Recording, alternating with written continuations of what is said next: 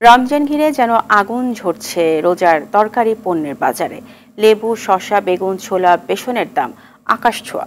লেবুর ডজন বিক্রি হচ্ছে 220 থেকে 300 টাকায়।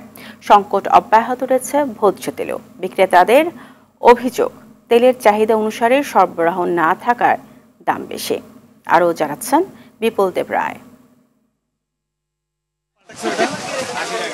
রাজধানীর কারওয়ান বাজার।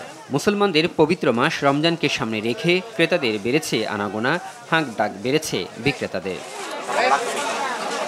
নিত্যপণ্যের বাজার আগে থেকে বাড়তি থাকায় অস্বস্তিতে রয়েছে ক্রেতারা। তার উপর আবার রোজায় দরকারি প্রায় সব পণ্যের দাম নতুন করে বেড়েছে। প্রকার ভেদে খেজুর বিক্রি হচ্ছে 240 থেকে 1200 টাকা পর্যন্ত।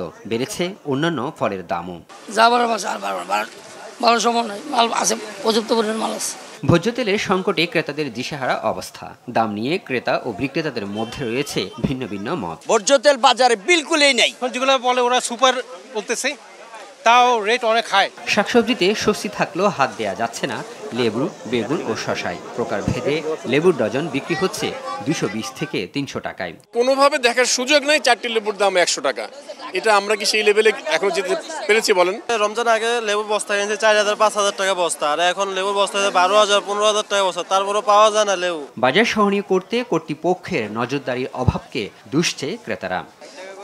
লেবু এই রমজান মাসে এই পণ্যটি খুবই প্রয়োজনীয় একটা জিনিস হলেও বাজারের আকাশছোঁয়া দাম। যে লেবুগুলো দেখছেন এই লেবুগুলো 4টা লেবুর দাম পড়ছে 100 টাকা করে, অর্থাৎ ডজন 300 টাকা করে লেবু। ক্রেতারা বলছেন এমন দাম আগে কখনো শুনেনি এবং লেবুর এই দামে তারা অনেকটাই হতবিম্ব। শুধু লেবু বলে না, বাজারের অন্যান্য যে জিনিসগুলো আছে রমজান উপলক্ষে সবগুলোর দামই ঊর্ধ্বমুখী। তাই তারা বলছেন বাজার মনিটরিং ছাড়া কোনো বিকল্প নেই। বিপুল দেব রায়, RTV, ঢাকা।